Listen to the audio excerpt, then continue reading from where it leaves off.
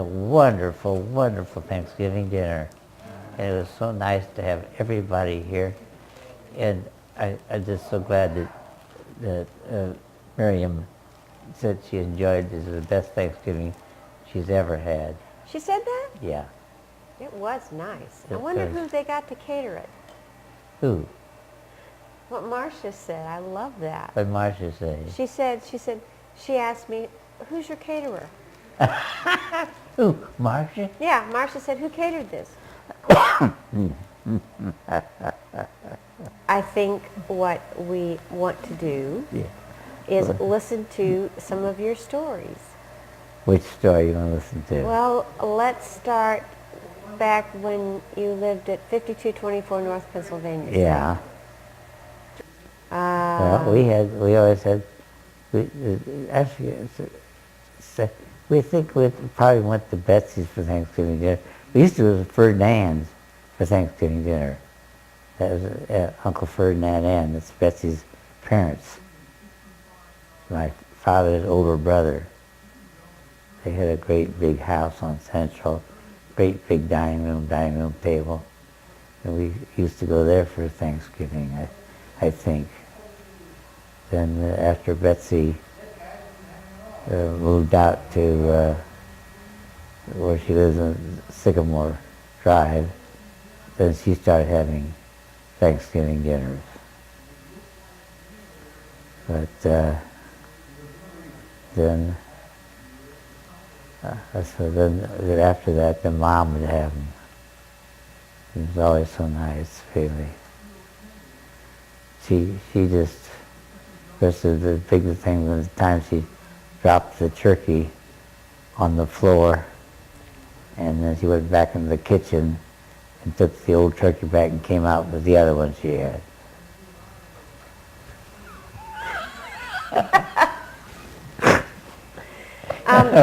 There was a story in our family, and I don't know that it's true.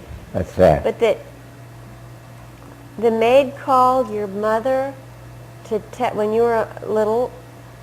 Essie. Bessie? Essie. Essie. No, it was before Essie, when you were little. Yeah. That you were chasing. Oh, no. No.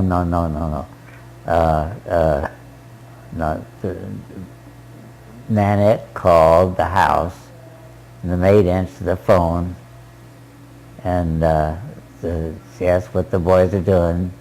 He said, Junior is chasing David around the backyard with the butcher knife. And she said, well, not my good one.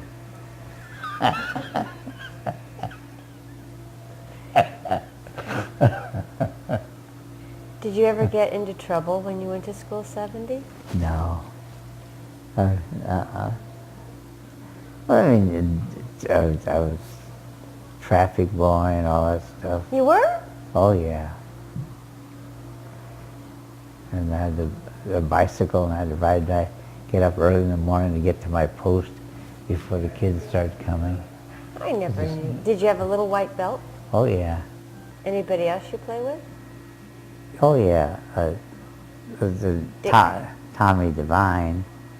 And these are just kids when we were just kids. Yeah. And his father ran the Indiana Roof. And he was the guy that introduced Rudy Chevalier. That was his find. And he did a lot of singing at the Indiana Roof. And they had the biggest bar at Soda Fountain. We'd go down there on Saturday afternoons and make jerk sodas at that great big soda fountain that they had at the Indiana Roof. Yeah. So that was big stuff. When did you start hanging out with Dr. Bob and Dick Koshnick and the rest of us? That was in high school. Shortridge. Yeah. And wait a minute. You said you were such a good boy. What about the time you stole a truck? What? Was anything wrong with that? We went to Charlie's farm down in Brown County, and they had a pickup Model A Ford, just about like mine, with a drop top, and we loaded up the back end with cans of beans and all kinds of food and all kinds of guns and shells, and took off from there to try to go to Texas.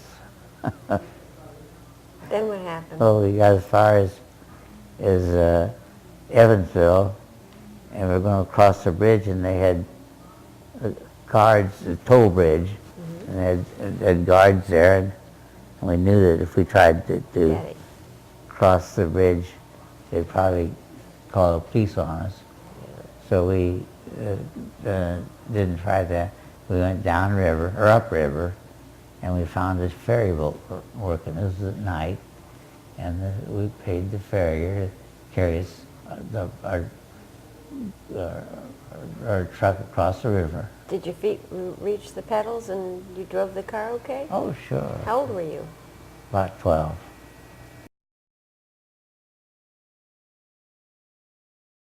Did you have a happy Thanksgiving?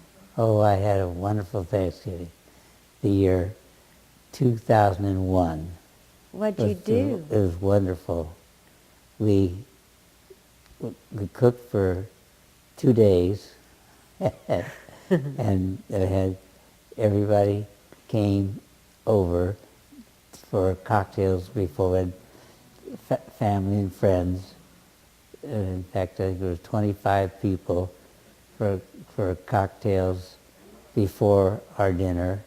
Then we had 12 for dinner at our large dining room table with a new tablecloth, a new table pad, and a lot of smiling faces, and a wonderful meal with the most delicious, richest food you could ever taste. It was very, very nice. Everything was good, but of course, Susie's never satisfied with everything. She says her turkey wasn't as best, and I thought it was very, very good, and everybody seemed to enjoy it. And the only difference was that she had so much food, they didn't eat it all. And we had quite a bit left over, but it's very delicious. In fact, we ate on it this past noon. I have a question. Yeah. Tell me about Nan. Well, I guess, of course, Nan was Nanette Falk, Nanette Falk Kahn, after she married Carroll Kahn Sr. And Nan was my mother, and she was a very good mother, and she was always, her sense of humor was the greatest that anyone has ever heard of or seen. Yeah? She had jokes and wise cracks and sayings for everything. What did she do? Did she ever do anything that was funny? Oh, everything she did was funny. Like? And people enjoyed her so much. What do you remember anything that she did that was particularly outrageous? Nothing outrageous, but she'd do a lot of silly things that were fun. She'd dress, and in fact, you remember a lot of things about her because you were a little girl with her, and you were a girl, and she did girl things with you. Did she like licorice? Oh, she loved licorice. Licorice was her favorite thing. Anything, black licorice candy. Anything you remember about licorice? No, I don't remember. I do remember it's about chicken bones. Chicken bones were a little stick candy, and I remember, and we were at my grandmother's house. Yeah. Grandmother Kahn, Hannah Kahn's apartment in the Murat Hotel, and Nan stuck her hand in the can of chicken bone candy, and she got a handful, and she Were they chicken bones or candy? No, the candy that was called chicken bones. That was the name of the candy. and she goes to withdraw her hand from the candy can, but she couldn't get it out because it was so full of chicken bones, and she didn't want to let go of the chicken bones so she could get her hands out. And finally, that my father had to tell her, "Why don't you let go of the chicken bones, get your hands out, and we'll get some another way." So she let go, and her hand came right out. She liked candy. Oh, she loved candy. Yes, she did. Did she do anything funny on Halloween? Oh, at all time, yes. She would dress, and Do you remember anything in particular? not anything in particular. What about the gorilla suit? I don't remember about the gorilla suit. What happened about the gorilla suit? When she dressed up in a gorilla suit and then she rang the doorbell of her own house, What happened? and Granddaddy answered the door and offered her candy Yeah, and didn't know it was her. and she grabbed the whole thing. Yeah. What else do you remember about your mom? Oh, she was a She pretty? lot of fun. She was very pretty, and she was heavy, but she was her face and features were stunning. She was a beautiful woman, and she was quite classy, and She come from a good family? she came from a nice family. She was born in the town of Peru, Indiana, which is about 50 miles or so north of Indianapolis. And in the town of Peru, they lived in a home on the main street, East and West Main Street, right at about, I'd say, 4 or 5 blocks west of the main center of town, on the north side of the street. And it was a tremendous white house. And when I knew it, after, because they moved out of there in 1914, when I knew it in the 1930s, it was a funeral home, a great big white funeral home, right, the biggest house in town. Cole Porter comes from Peru. Did she know him? She didn't, but her sister did. Her sister Frances, her older sister. How did she know him? Well, they lived in the same town. Town wasn't very big, but it was one of the things I remember about Nanette was when she was a little girl. They had some kind of a Mayan Indian festival downtown, and the Mayan Indians had their little tents on the courthouse square, and Nan, she just loved them. She went and sat with them, ate with them, as a little girl, and her mother was so embarrassed. But anyway, they had, and her father had a store in town. I forget the name of it or anything about it, but it was one of the old stores. It was a rather large store in the center of Peru, and it must have made a good living for them, because they seemed to get along very well. What do you remember best about your dad? Oh, my dad was a avid reader.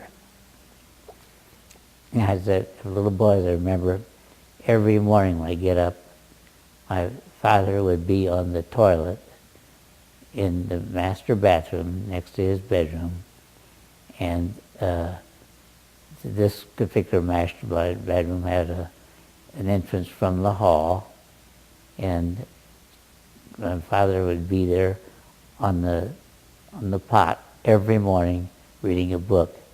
And every morning when he'd get up, he'd take a new book, would sit on the pot until the book was finished. Wow. He was a speed reader. He could read like lightning. He'd turn pages as fast as anybody not reading almost. and he would read the whole book just on one sitting. What else do you remember besides that?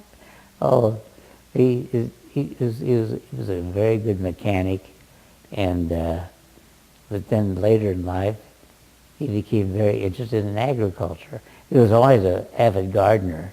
Didn't he have a farm at one point? And had a farm, and he got very interested in agriculture and read an awful lot about it, and started working with the Department of Agriculture at Purdue, and he did some experimental work on crops on the farm, and he is in the way that they raised it, and he was an excellent farmer. He loved farming, and he loved agriculture, and he loved the study of it, and he did everything in a very educated way. And of course, we just had a little farm. It wasn't much, and the first thing we had was a little 16 acres, and with that there was we planted an apple orchard, but it didn't produce good apples. But I used to go out there as a boy and do everything, prune trees and everything. And when I'd work there, I'd take a plug of tobacco and put it in my mouth and chew it and spit while I was working outside on the trees. And then, of course, we had all the other equipment, the power sprayers, the horse-drawn tank with the power sprayer, and spray the trees, and all the things that were needed for an orchard. Animals? Yeah, no animals in the orchard. On the farm? On the farm, but the farm was next to the orchard. We had about a 52-acre farm. And I think at the time, they paid something like $50 an acre for the land.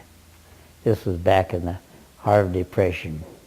And my father and his brother Ferd bought the farm together. And then they built a little wood house.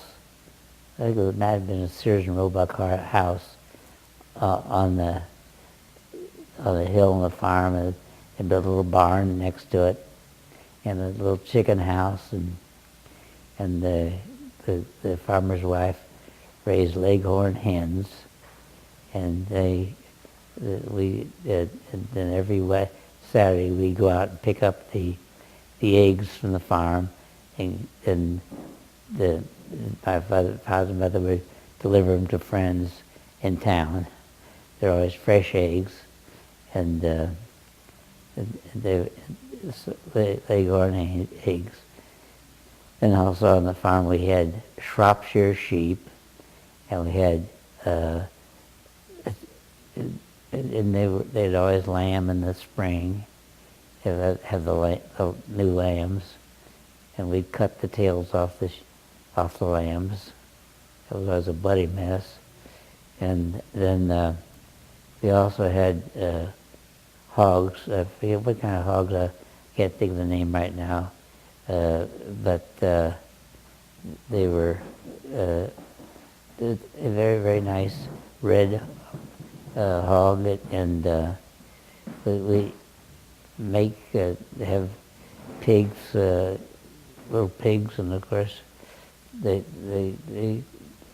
did pretty well. Had a lot of they're very prolific, and they were, God, I can't think of the name of the kind of hog we had. It was Durham? Duroc? Durocs. Yes, Durocs. They were Durocs. And I remember we used to go to the state fair every year to find somebody that had a buck for the sheep, to get a new buck every year to make the new babies, so they wouldn't have the cross breeding of the same father, mother, cousin sheep. They'd always have a new father every year, a new buck. And we'd have maybe 40, 50 sheep. We'd have one buck, and he'd service the whole lot of them. Busy guy. Yeah. Did you have any other jobs besides working at the farm? Did I have any other? Let's see, you had a paper route. Yeah. And you were a traffic boy. Yeah. And you were a cowboy. Yeah, well, that was later on. How old were you? I was probably about 18, I think. Well, tell us a little bit about that adventure. Well, it so happened that I took early leave of high school because the war had started on December the 7th, 1941. Wasn't that it? And then December 7th, yes, and then they had a speed-up program at high school. I was a senior, and we got out in March of 42, and I went to a speed-up program, college training detachment, went to Purdue University, and I stayed there the one semester, but at Purdue and Lafayette they had the Air Force station to train Air Force personnel, and I went there to enlist, and I passed all the tests and everything, and then the physical came back that I showed a spot on my lung, and I knew nothing was wrong with me, but at that time they wanted you to wait a while to see if it changed and take it pick it, so I had to wait 6 months. So I tried the armed services, that's the tanks down in Louisville, the big army post there, and we had a cousin who was a colonel down there, and they told me they'd get me into the officer training if I passed everything, so I took that test and everything and passed everything, but the same test came back on my lungs when they x-rayed my lungs, and they wouldn't accept me either. So, but I did I did go and do some training for mechanics. Instead of going back to school, I went to work in a truck service department who was a Dodge truck service department at Michigan Street and Capitol Avenue. At that time it was called Capitol Motors. The president of it was Joe Block, who was a very good friend of my father's. And I worked as a mechanic there to learn trucking. I remember I went to Sears Roebuck and bought a beautiful big tool set of all kinds of end wrenches and socket wrenches and for different sizes. I remember it was $99. I suppose today it'd be probably 10 times that much to buy that much stuff. But then that was my tool set, and I took that to work, and I worked on all kinds of trucks to get experience, because the Armed Services Division were tanks, and I would be in with tanks, and so, but then I left in the November of that year and went with my dad to go to California to watch my brother Bob. He graduated from a weather school as a meteorologist, and he got a commission as a meteorologist from the Air Force, and I went and then Dad came back, and I went on to San Antonio, Texas, but on the way to San Antonio, I stopped off at in New Mexico and saw the big cave down there, and then I went on to San Antonio and to visit Aunt Ann and her mother. They had a nice apartment there, and we had Mexican food and all that. It treated me very nice because I was a good friend of Aunt Ann's. We got along very well, always did. And Uncle Ferd was, he was almost like a second father to me because he didn't have any boys, and he sort of adopted me to be his boy. And anyway, this is my days. I remember when I was 6 years old, he took me up to Wisconsin fishing. He used to love to fish. And of course, from then on, I did a lot of fishing too. But on this trip to San Antonio, I finally got there. And after I was there a week, I said, I'm going to spend going up to a dude ranch for a week and just hang around and do some horseback riding, and then go back home. And but I went to the dude ranch. And I was there a few days, and I forget the guy's name, one of the ranch hands, an older man, who had rattlesnakes. He had cages with rattlesnakes. He fell off a wagon and hurt his back and couldn't work, and they asked me if I'd stay on, and then what my pay was, they wouldn't charge me for my room. Okay. And then feed me if I'd stay, and that was an incentive. And so I stayed to work on the ranch. And in fact, I think I stayed there about 3 months. I think. What'd you do? Well, I was a cowhand.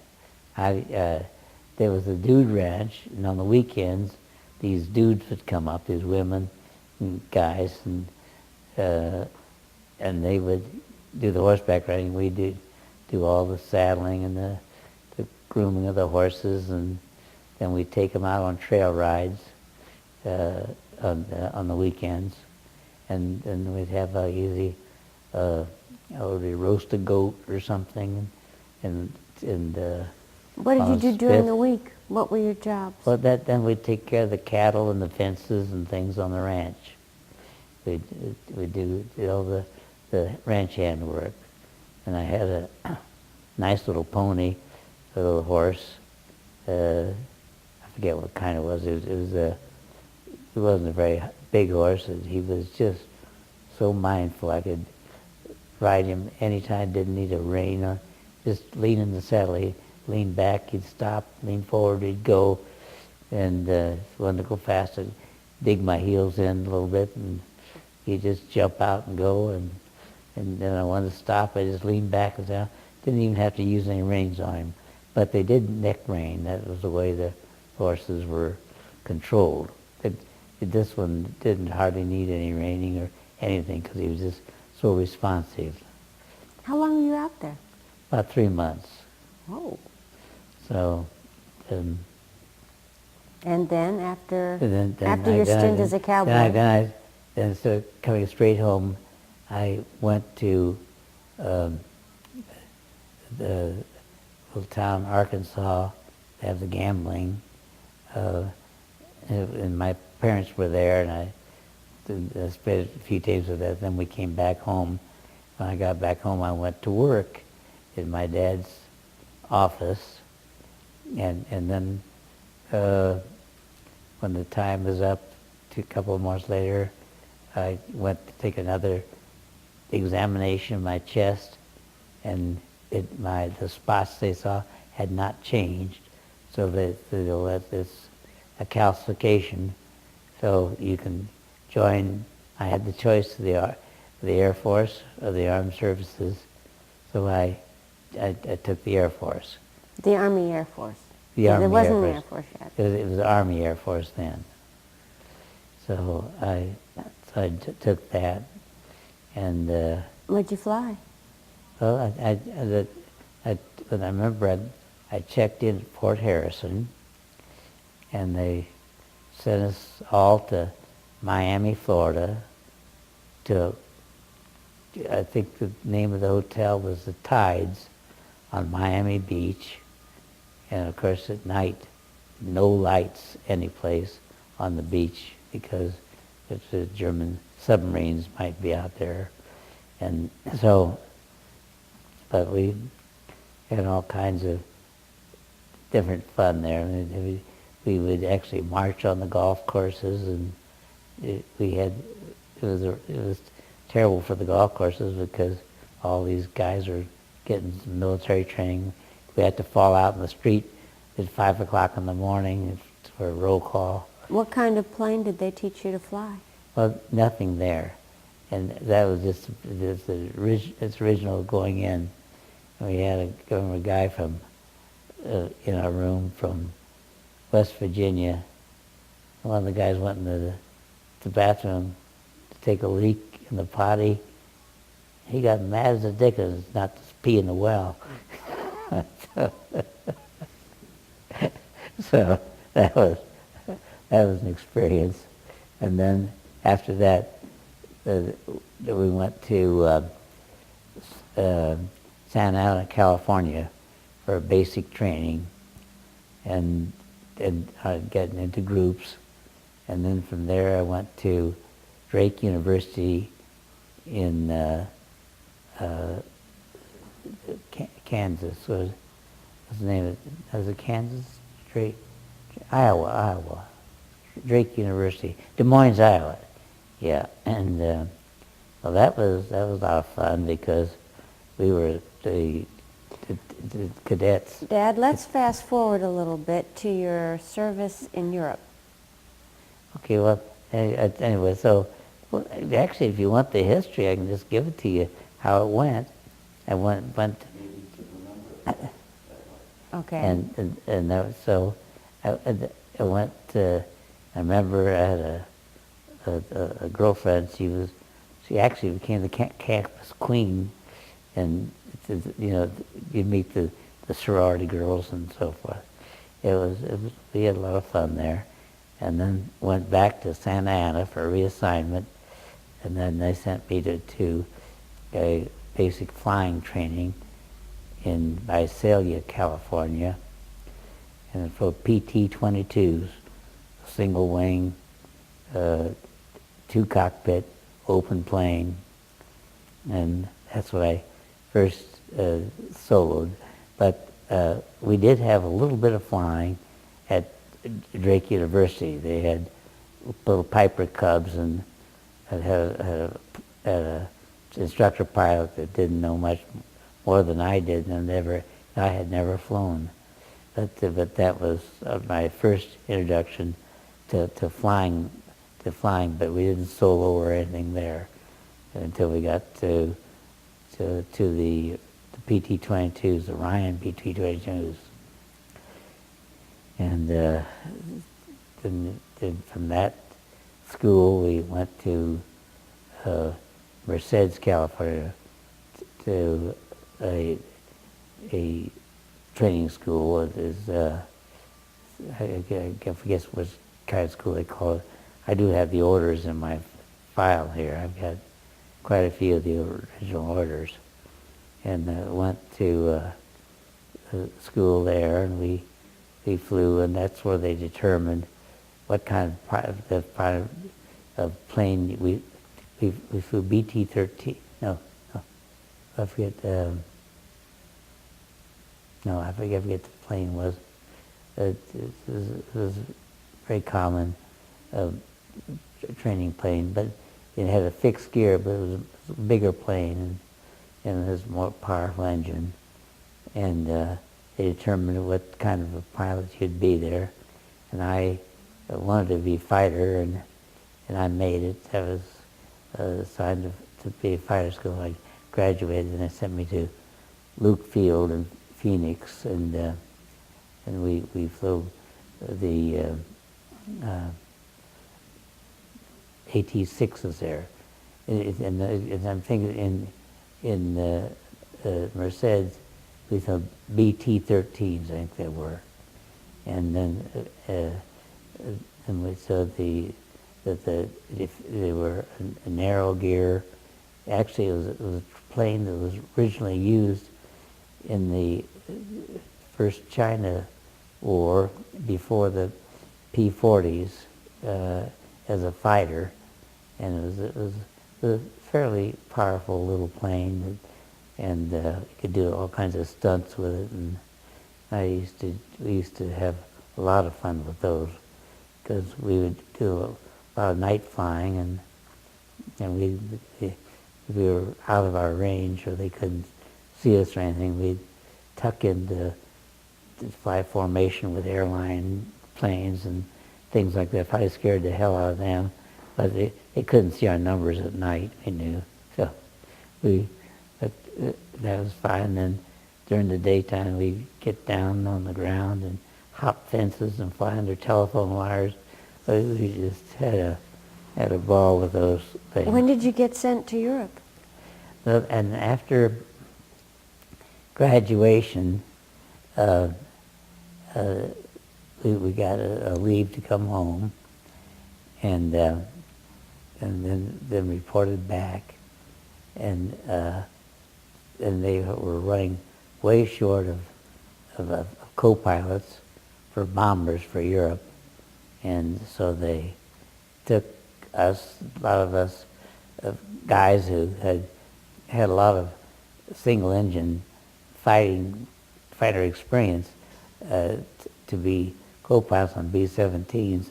So we had to go to a school to learn about flying the larger planes, and we went to Las Vegas, and Las Vegas Army Air Base, and that was a school to train gunnery students for flights, and so I learned to fly the B-17s there, and I had a pilot.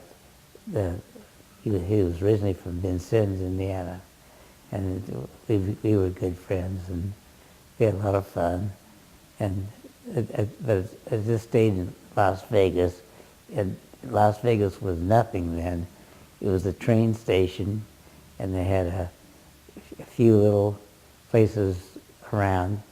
There was this so-called strip there was nothing but farmland, about $6 an acre at that time. But who had $6? But it was. So when did they ship you off to Europe? Then after we got our B-17 training, we went to Lincoln, Nebraska, and a crew was formed.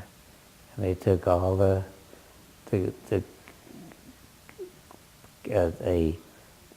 pilot, a co-pilot, a bombardier, a navigator. Would be the 4 officers of a crew, and then you have about 9 enlisted men. And so we got a crew together there, and then they shipped us to Louisiana, Alexandria, Louisiana, and our crew got our first flying together there, and then after we had learned each other and we became a team, they shipped us back to Lincoln, Nebraska. No, not Lincoln, Nebraska. The other town. Did you ever make it to Europe? Just a minute, and then that crew got on a train, and we went to the East Coast. I forget where. We got on a victory ship that's these kind of built real fast for hauling troops, and of course we were officers, and we slept above deck in a, I think 20 of us in one room, but I was appointed the, I forget what they call it, commissary officer, and we had about 5,000 infantry troops down below in the holes of the boat, and I had every day had to get a group of guys together and go down through the group and sell the cigarettes and the candy to all the different guys on the ship, and then we dropped most of them off in France. Then we went across over to England, and I forget the name of the town, but a friend of my family, father, who was an attorney, was the commanding officer for that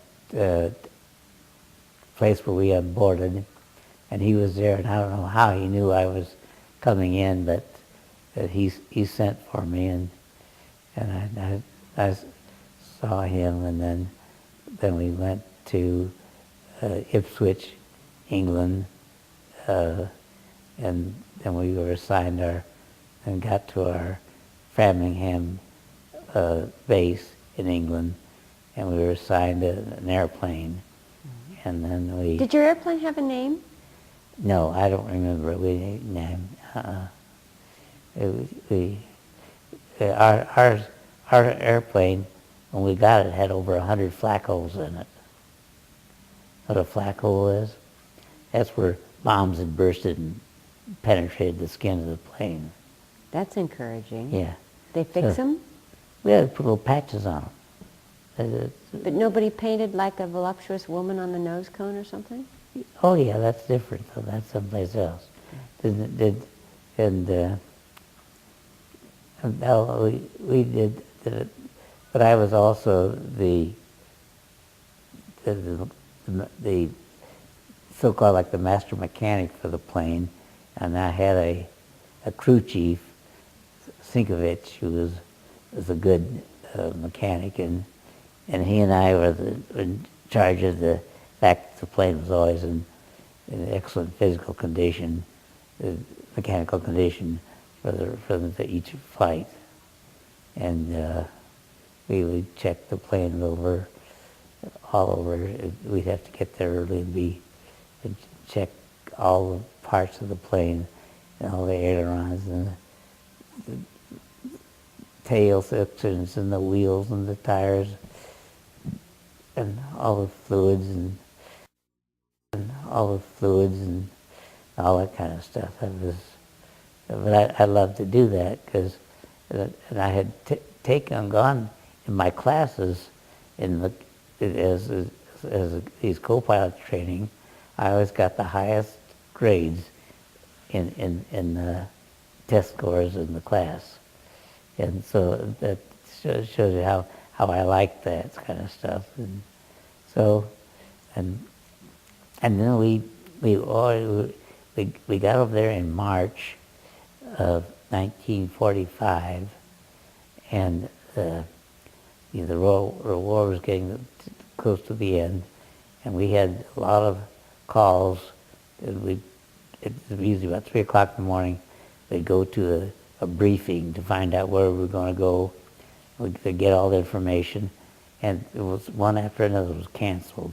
They'd get it all down to get ready to go, and they cancel the airstrike.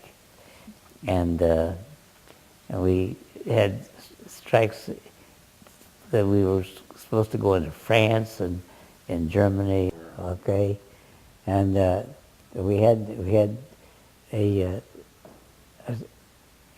run scheduled, and since it was the first run, and we were going to go to Oraniensburg, Germany, right outside of Berlin, to bomb a rail yard. And since our pilot, I was, as his co-pilot, was green, and so was the first pilot. It was our first bombing mission.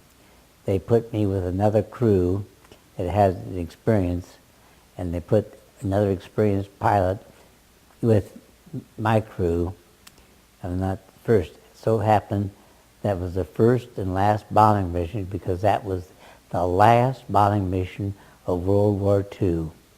And that's right after that bombing, the peace negotiations started because Germany was very badly crippled and couldn't really carry on a war from then. And so we had that bombing mission, and we had some flak. That's where they shoot up at you, and of course you don't know if you hit your target or not. But I remember because we were flying about 20,000 feet. That was about the maximum those planes would go. There was no pressurization. You had to wear an oxygen mask. In fact, the rule was you had to wear oxygen masks any place above 10,000 feet, so you wouldn't lose your bearings. And so we did what we were required, and we got back and we landed, and we were very happy and with the crew. I'm sorry that I wasn't with them, but of course we had a very close crew. We were good friends, and we had a lot of good crew members. But then, right after that, the peace negotiations started, and then we had a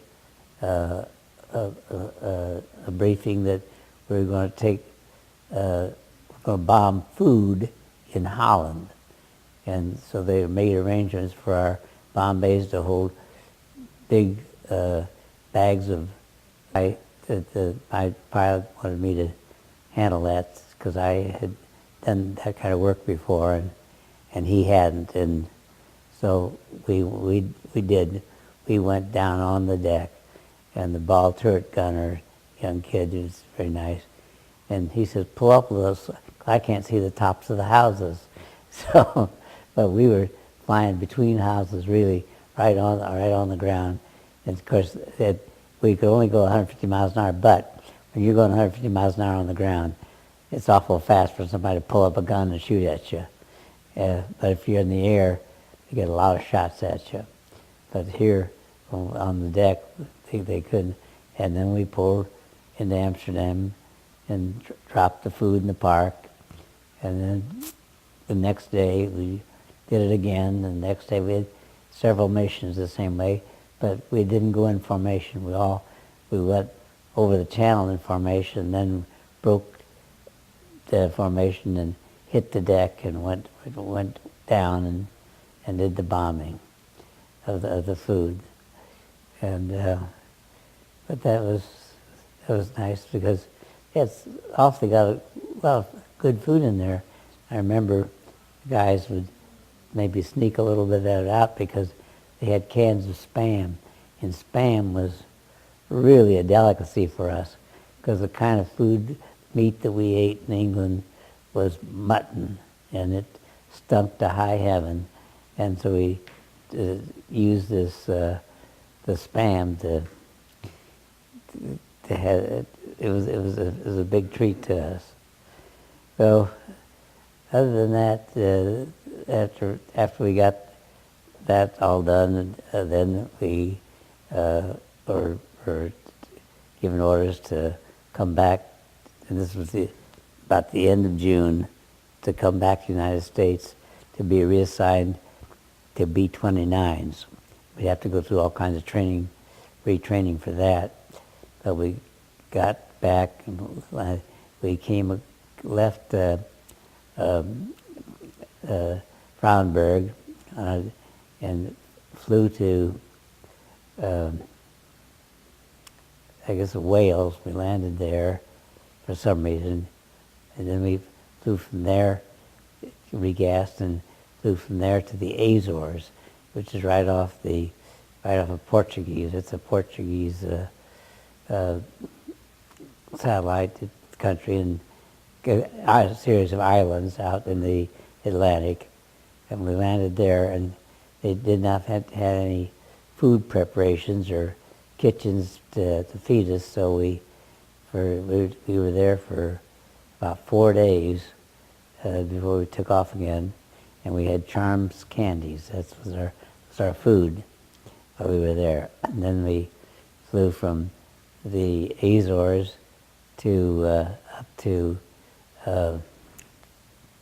Maine and landed at Bangor, Maine.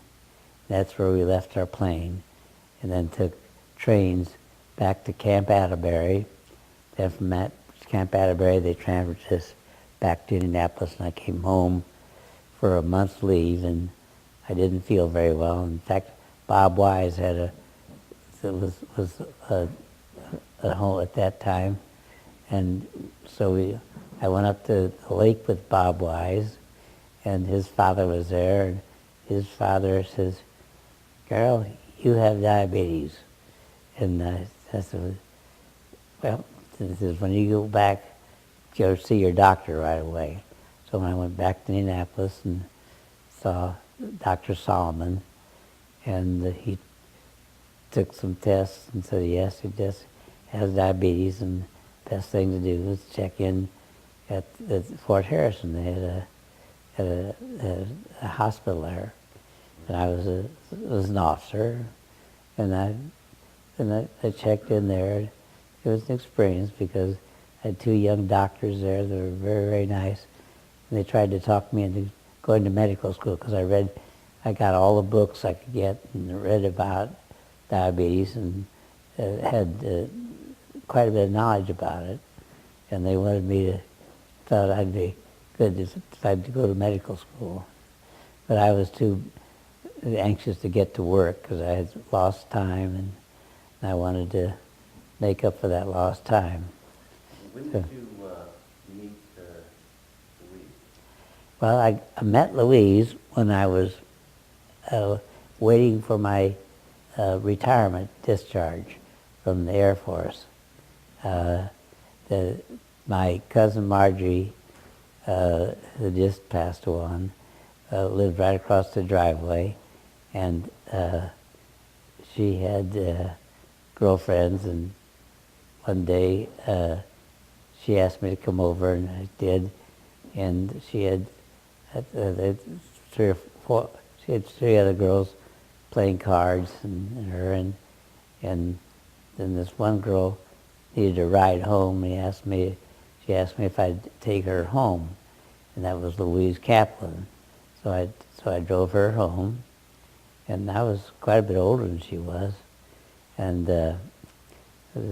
she was very pretty and very bright, and she was in high school, and so I took her home, and then some reason later I called her, and then we started to go out a little bit, and she was still so younger, and her parents thought that was terrible, that an old guy, I think I might have been 21 years old, 22 years old, it must have been 22, I think, and he would take her out, and she was only about 17, maybe 16 at the time, and then we went together for from this was probably about October of 45 to March of 47. We decided to get married, and she was still 17. And her parents wouldn't give her permission, and so we figured out how to do it. We gotten our registration, our blood test, and we got clerk in the office not to put our names in the paper, and to hold it up in a couple of weeks. "Hi, Kitty, where you been? Where you been, baby?" Anyway, so we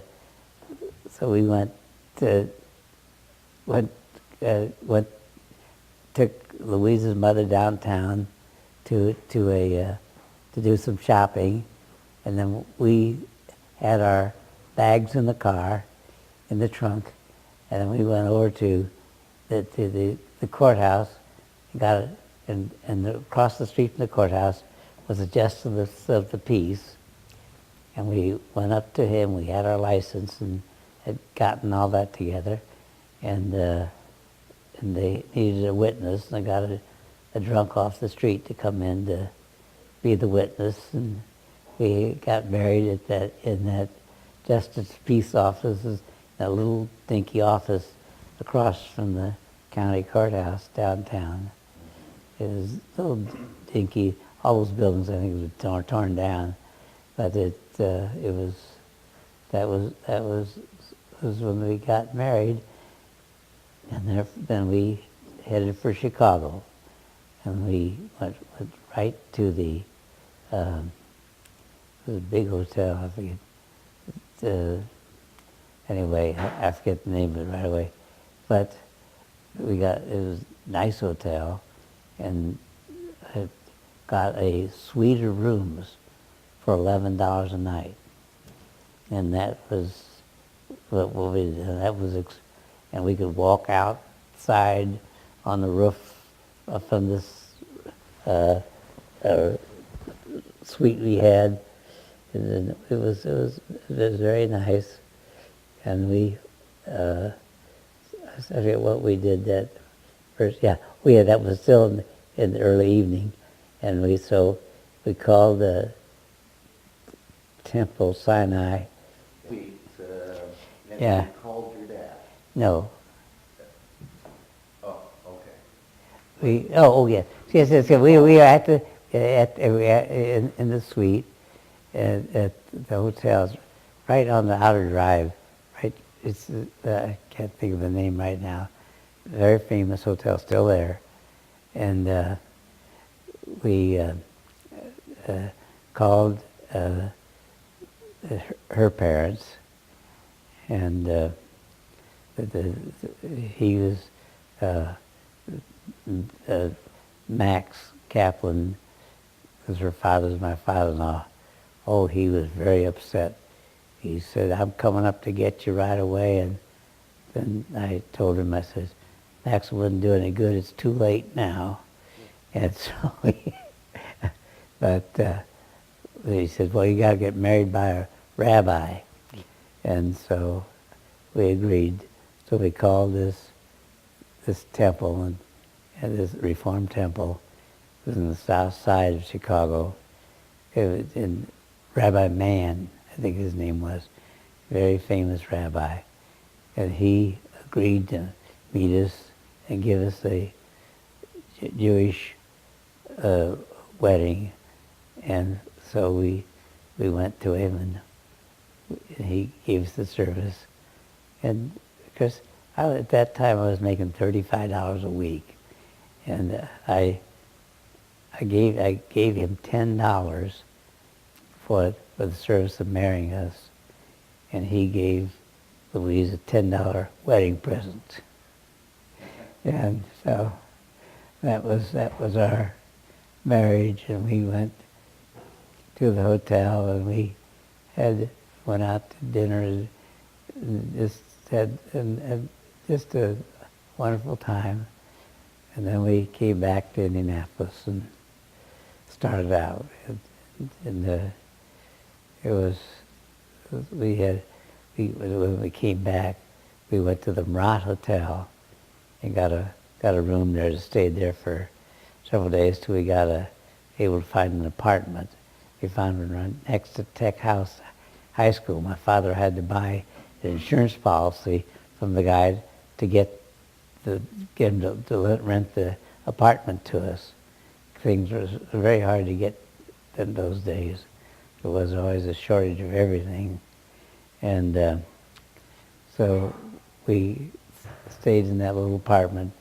You could look down, you could do straight down, because the wall of the building bulged out, and you could look out the window. You wouldn't see the side of the building. You just see the ground below. And so we stayed there for, I don't know, several months. In fact, we had some gals that had apartments near us that had a lot of men caller friends that apparently they were running their business from their apartments. And then we, after that, then we found this little house for $8,700. And I got a GI loan. Didn't take long, and got that financed. No money down. And then we moved into that house at Durham Drive in Keystone, right on the corner. The house is still there. And It's only about, what, a mile and a half from where you live now? yeah, it's pretty close. And remember, maybe it's a little farther than that. But I knew a lady that had a son that lived in that house, and he just sold it for $123,000. Same house. We bought it. We paid way too much for it because the house a few years before we bought it was built and sold for $5,500. Yeah, there was a little bit of post. Yeah. Yeah. So You bought that house. Now, where were you working at the time? I was working at Capital Paper. And that was your father's and your grandfather's business. Yeah, well, my grandfather had when he died, the business went to another part of the family that had Standard Paper Company. They had another Your paper. grandfather was David? David Kahn. He died in 1901. He was president of the temple at 10th and Delaware at that time. In fact, that's when the temple was built, the year he was the president of it. And he must have been quite a guy. He had a beautiful big home at 1801 North Meridian Street with a spiral staircase. It was all the rounded brick corner of the building where the spiral staircase was. And of course, I didn't know that then, but at a later date, when I knew that building, it was a restaurant. And then they tore it down. They built a Red Cross building on the spot where it is. Now, you had your situation at Capital Paper. Yeah. You worked there for quite a few years. Oh, yeah. You started out, and how did you advance? Now, you said that it was Standard Paper. No, but it happened in probably in about 1911 or 1912. Carroll Kahn negotiated to buy Capital Paper Company back from the Standard Paper Company. Yeah, and Ferd was your uncle. Yeah, and then Carroll joined him, and then Charles joined them as the third brother. And so the three of them built that business up. Okay, so Yeah. they built that business up, Yeah. and then what did you do? When I came to work for them, they had been in a number of businesses. They started back in about 1922 in the tire business and other situations, different things that they had there, and so that they had. Then they started an appliance business, selling radios back when radios first started, and so they had done that all through the late 20s and early 30s, and so they were pretty big in that. And when I came to work for them, I did start in the paper business, and did some sales work in paper, and to try to learn something about that. And then of course I was always interested in mechanical things and warehousing, and I forget where it was. They sort of put me in charge of warehousing. My dad had done that, but he was getting pretty busy, and so I started seeing that all the warehouse operations were going and so forth. But then after the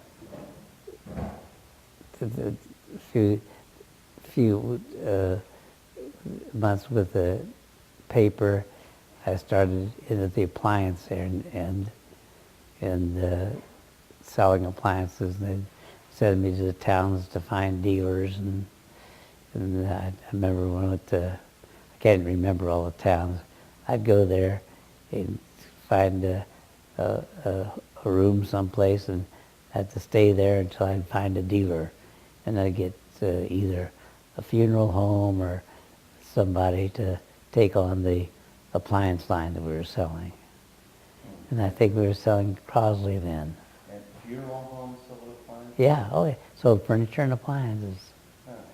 Oh, that was big business in a lot of these small towns. And, That's what- so at Capitol, then, you did that, did the sales for a while. Yeah. Is that, after that, is that when you came up with the rack service? No, it was something else. They had a company called Capital Wholesalers that was run by a fellow named Landy. And it hadn't been, they were selling housewares. And it hadn't done too well. And they wanted me to close it out. It just sent me over there to get rid of all the inventory so they could close that business out. And while I was doing that, I found out that a friend of mine, Leon Fish, had some grocery stores, and he was buying these same kind of items we had in that closeout stuff from a company in Chicago called Hearst Allen, and selling it in his stores. So he let me, I was a good friend of his, he let me start selling this stuff, and I was closing out in his stores, and we had to buy more of it. So actually that's how we got into the business. And we had the Stop and Shop stores first, then we got Marsh, and we had, which was a small chain out of Yorktown, Indiana at that time. And then we got the Kroger Company, we got A&P, so, and then all the independents. And then we expanded in about 13 states.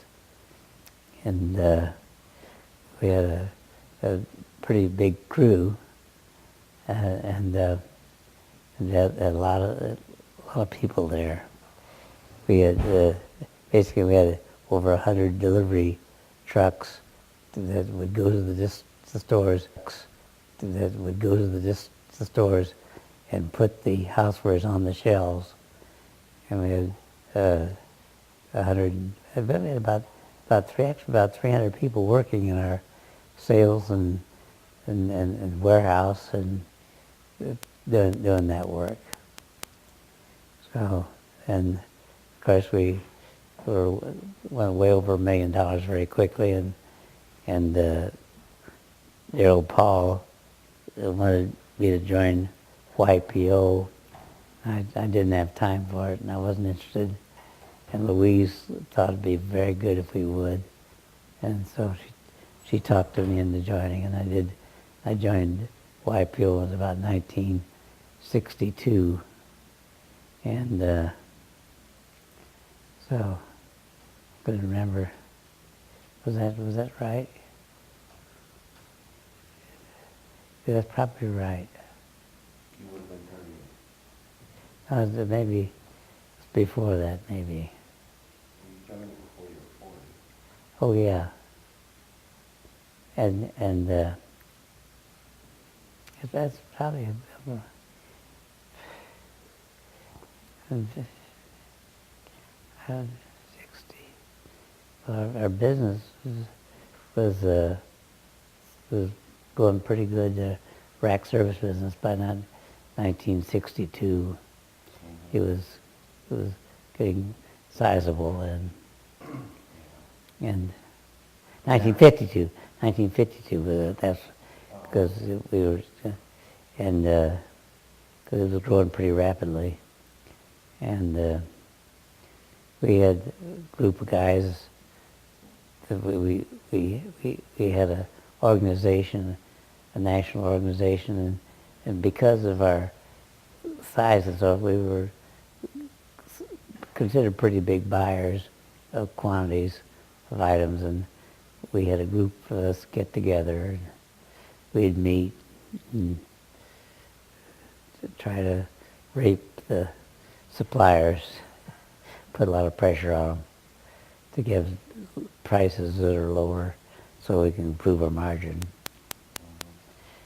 And then rack service you did well in quite some time. Yeah, and we got in about 19,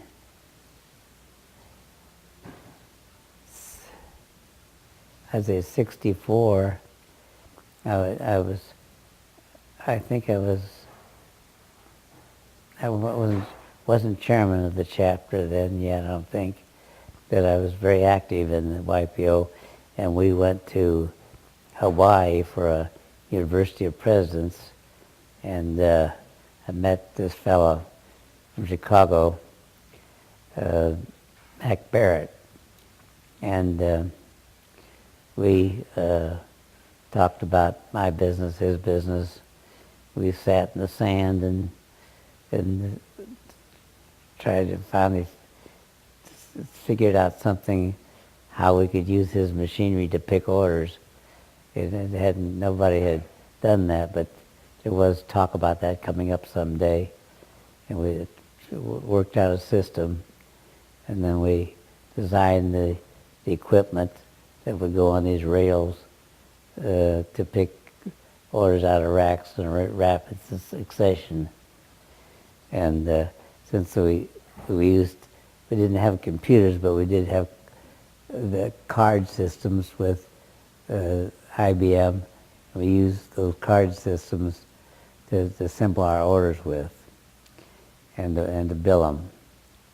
And so we were sort of early in our field, and we had a good, the M system worked, and our cost for filling orders was quite a bit lower than anybody else's cost that we compared with.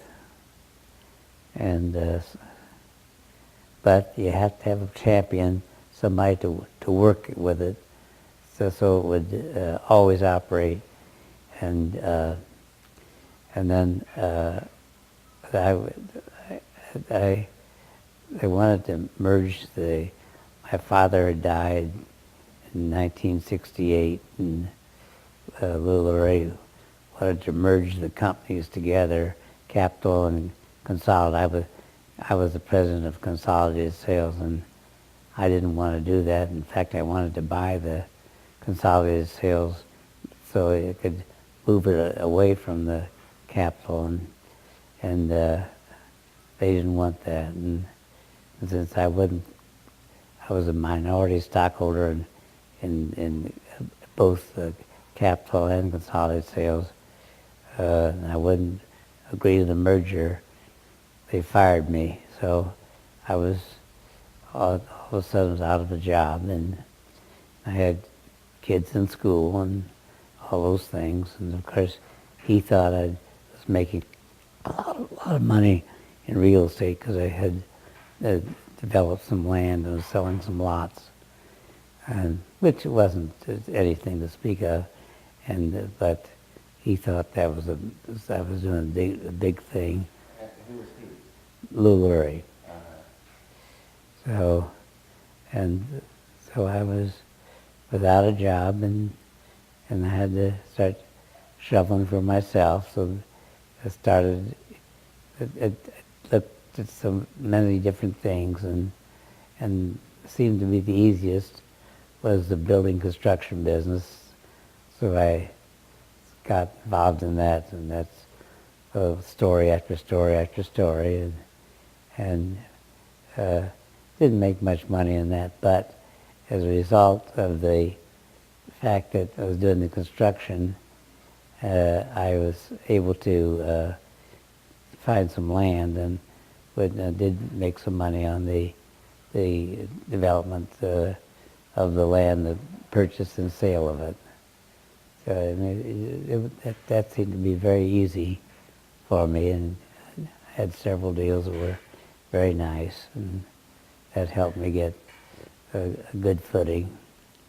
And so plus the fact that we then made an arrangement to buy my interest out in Capital and Consolidated, and so we did put that into effect, and I sold out, and it took a period of years to pay me off.